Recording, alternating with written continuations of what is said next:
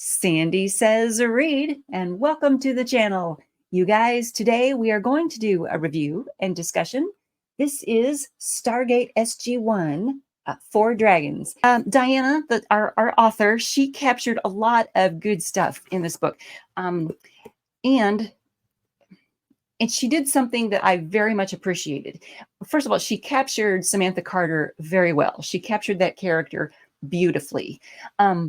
You know, in the series, Samantha Carter has to explain sciencey stuff to the other members of her team, especially Jack. She has to explain it in rather simplistic terms, right? I mean, Jack is sort of the stand-in for the audience, right? Because your audience has to be the lowest common denominator of the viewers, right? Just has to be. So Jack has to be the person that represents your Walmart viewer, right? Your Simpsons viewer, right? So Samantha Carter has to explain things to Jack, and she does so in this book too. And you guys, I so appreciated that. I read this book, 4 Dragons. I read this book as a palate cleanser.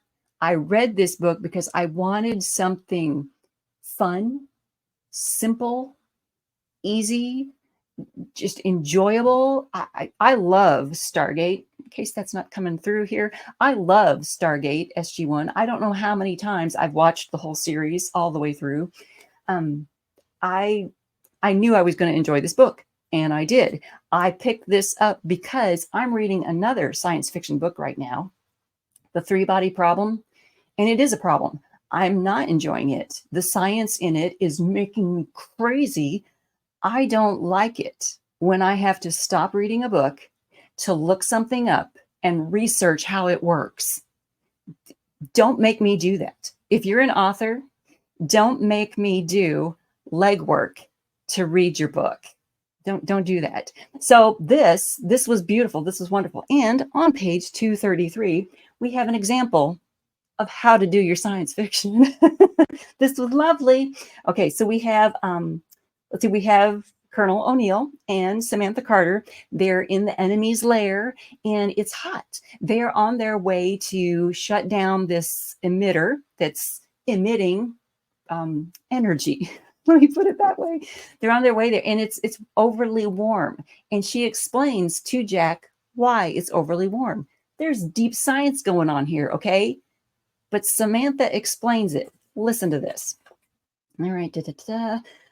What's the deal with the heat? He asked. It's actually not hot, sir. Like hell it isn't. Shrugging her vest back on, she touched the wall. It was cool to the touch. The colonel copied her motion. So now we're hallucinating a heat wave? Not hallucinating, absorbing. Photons are pure energy. They don't contain heat, at least not as we think of heat. She picked up her rifle and stood up. She was ready to head further down. We're sweating, Carter. The colonel took lead again, aiming his rifle's flashlight down the spiral staircase. It's hot, and all I can think about are tall, cold glasses of lemonade. Feels like heat to me, too much of it. Sam kept her light aimed toward the walls and ceilings, searching for any more of Yu's communication balls. So far, they'd seen none.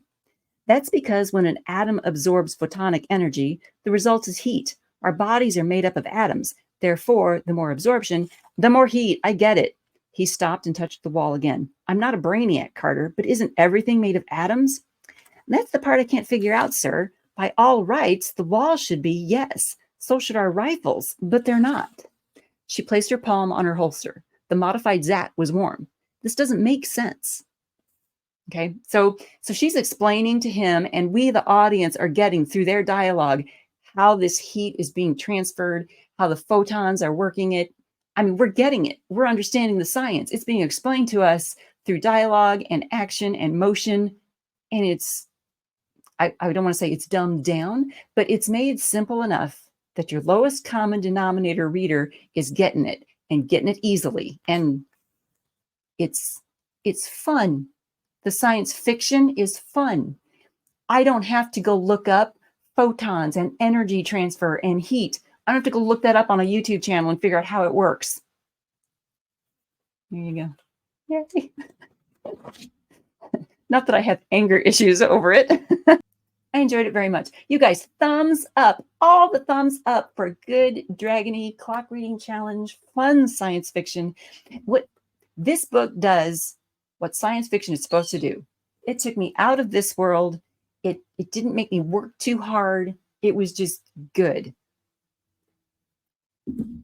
Thumbs up for good science fiction. You guys, please subscribe to the channel. Please ask your friends to subscribe to the channel too. It is free. Hopefully you enjoyed playing bingo with me. Hopefully I said some of the words I usually say. Who even knows, right? At this point. Thanks so much for tuning in.